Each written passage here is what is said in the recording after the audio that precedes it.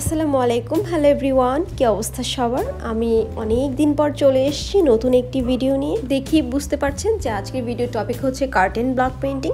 So basically আজকের ভিডিওতে আমি শুধুমাত্র কার্টেন ব্লক পেইন্টিং কীভাবে করে সেটা তো দেখাবোই, সেই সাথে ব্লক পেইন্টিংয়ের পূর্বে আমরা কিভাবে প্রিপারেশন নিব বা ব্লক পেইন্টিং করার পূর্বে যে সেট আপটা, কালার মিক্সিং, কালারটা কীভাবে অ্যাপ্লাই করবো ডায়াসে, আর আমার যে সারফেসটা থাকবে সেই সারফেসটাকে কীভাবে সেট করবো, এই সকল বিষয় নিয়েও থাকছে আজকের ভিডিও। আমি জুম্মা বাড়ি থাকছি আপনাদের সাথে, আর যারা নতুন তাদেরকে আমার চ্যানেলে ওয়ার্ম ওয়েলকাম। এখানে আমি বেশ কয়েক ধরনের ডায়াস নিয়েছি। একটি হচ্ছে পার দেওয়ার জন্য, যেটা আপনারা লম্বা দেখতে পাচ্ছেন, আর কিছু ছোট এবং মাঝারি সাইজের। যারা কিনা ব্লক পেইন্টিংয়ে একেবারেই নতুন বা শুরু করতে চাচ্ছেন তারা এইভাবে ডায়াস কিনতে পারেন। পার দেওয়ার জন্য একটি বা দুটি, মাঝারি সাইজের কিছু এবং ছোট সাইজের কিছু ডায়াস কিনে আপনারা ব্যবহার করতে পারেন। আমি এখানে একটি ফ্ল্যাট ব্রাশ নিয়েছি, আপনারা 8, 10 কিংবা 12 সাইজের ফ্ল্যাট ব্রাশ নিতে পারেন। সেই সাথে ফেব্রিক গ্লু আর ডেকোরেশনের জন্য একটি লেস।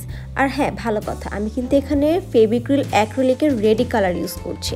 আমি এই প্রশ্নটা প্রায়ই পাই যে আপু আমি কালারের সাথে কি এনকে বা বাইন্ডার মিক্স করব। আপু এটা হচ্ছে একেবারেই রেডি কালার। ফেব্রিক্রিল অ্যাক্রিলিক সানফ্লাওয়ার কিট যে বক্সটা আমার সামনে দেখছেন, এটা একেবারেই রেডি কালার, তাই এটার সাথে কোনো প্রকার কোনো মেডিসিন মেশানোর প্রয়োজন নেই।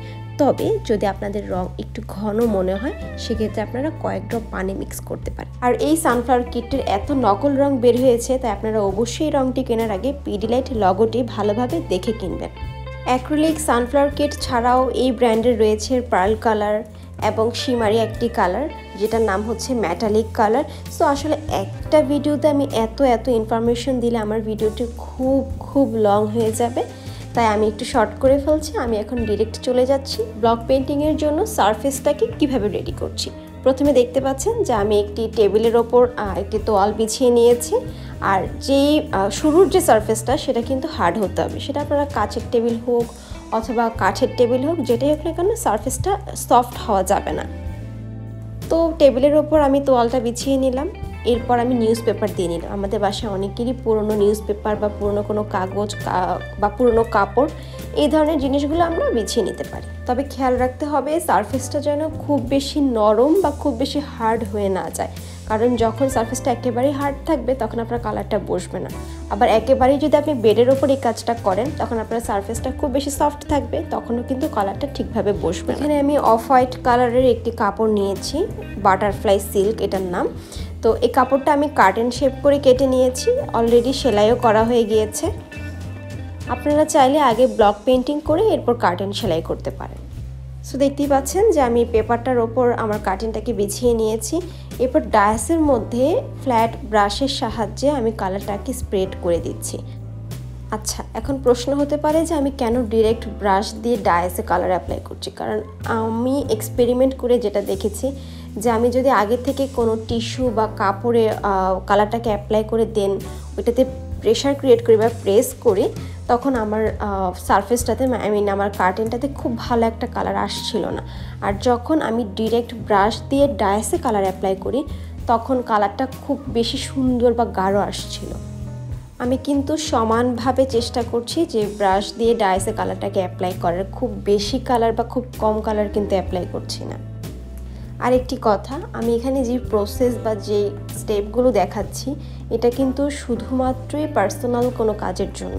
কেউ যদি প্রফেশনাল ওয়েতে এইভাবে কাজ করতে চান তাহলে আপনার কাছে কাজটা একটু সময়সাধ্য ও ব্যয়বহুল মনে হতে পারে। যারা কি না বিগিনার বা শুরুর দিকে আছেন, আপনি একটি ব্লক পেইন্টিং করতে চাচ্ছেন, ব্লক পেইন্টিংয়ের কার্টেন করতে চাচ্ছেন, ড্রেস করতে চাচ্ছেন বা বেডশিট করতে চাচ্ছেন, সেক্ষেত্রে আপনার এই টেকনিকগুলো কাজে দেবে। এখন যে ডায়াসটা দিয়ে কাজ করব এটা হচ্ছে পেয়ার ডায়াস। সো জোড়া হিসেবে এগুলো কিনতে পাওয়া যায়। সো দেখতেই পাচ্ছেন যে আমি কিভাবে কাজটা করছি। স্কেল দিয়ে মেজার করে নিচ্ছি এই কারণে যে আপনি যদি চোখের আন্দাজে স্ট্রেট কাজটা করতে পারেন দেন ওকে, বাট যদি না পারেন বা কনফিউশন থাকে সেক্ষেত্রে এভাবে স্কেল দিয়ে একটু স্ট্রেট লাইনে জাস্ট ডট ডট দিয়ে জাস্ট আপনার নিজের বোঝার জন্য যে আমি এই জায়গায় ডায়াসটা দিচ্ছি।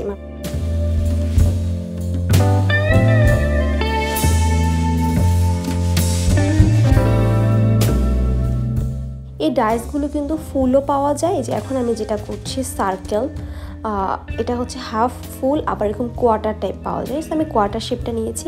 আর এগুলো কাজ করার সময় কি হয়, এই যে লাইনগুলো, দাগগুলো হচ্ছে একদম সূক্ষ্মভাবে বসাতে হয়। সো এই কাজগুলো একটু নিখুঁতভাবে করতে হয়। তো যদি হচ্ছে দাগগুলো নাও মেলে, যদি মনে হয় যে হচ্ছে আমার খণ্ড খণ্ড হয়ে গেছে, সেক্ষেত্রে আপনারা ব্রাশের সাহায্যে কালার দিয়ে একটু জিনিসটাকে পেইন্ট করে দিতে পারেন, যেন একটু ক্লোজ লাগে। হ্যাঁ, কালারটা ভালোভাবে শুকিয়ে যাওয়ার পর এটা খুব স্বাভাবিক যে আমার পেপারে কালারটা বা কাপড়টা সহ একটু লেগে যাবে। তখন যে কাজটা করব, যে আমরা কাগজটার মধ্যে হাত রেখে ব্যালেন্স রেখে দেন হচ্ছে কাপড়টাকে টেনে টেনে তুলে ফেলবো।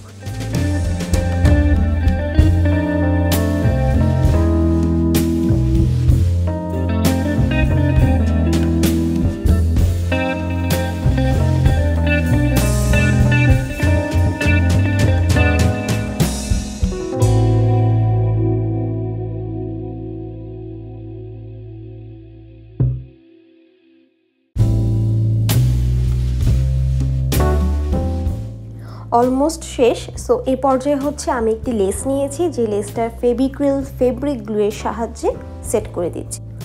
এটি হচ্ছে ফেব্রিক গ্লু, সুতরাং আপনারা ফেব্রিককে নিশ্চিন্তে এটি ব্যবহার করতে পারবেন। কাপড় যখন ওয়াশ করবেন তখন কিন্তু ফেব্রিকটা থেকে লেসটা উঠে যাবে না বা কোনো সমস্যাই নেই।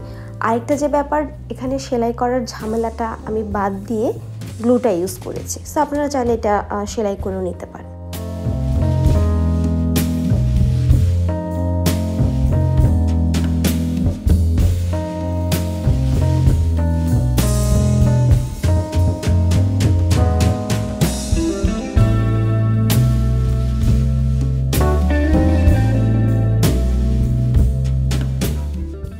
সো এই তো কার্টেনে ব্লক করা টোটালি কমপ্লিট। আপনারা দেখতে পাচ্ছেন যে আমি আসলে এখানে কোনো জায়গায় বাদ দিইনি। হ্যাঁ, পুরো কার্টেনটা কভার করেছি, প্রত্যেকটা স্পেসে হচ্ছে আমি ব্লক পেইন্টিং করার ট্রাই করেছি। সো এরপর হচ্ছে আমি এটা বেশ অনেক মাস ইউজও করেছি এবং তারপর আমি এটার ওয়াশ প্রসেসও অ্যাড করেছি। সো আপনারা ভিডিও লাস্ট পর্যন্ত দেখবেন, আর কিভাবে আমি ওয়াশ করেছি বা কালার কি আদৌ উঠলো কিনা সেটাও দেখতে পাবেন। নর্মালি যেভাবে ওয়াশ করি কোনো কাপড়, সো ওইভাবেই কিন্তু আমি এটা ওয়াশ করছি। এটার জন্য স্পেশাল কোনো ডিটারজেন্ট বা পানির ধরন কোনো বাধ্যবাধকতা নেই। আপনি নর্মালি কাপড় চোপড় যেভাবে ওয়াশ করেন এগুলো ঠিক সেভাবেই করবেন।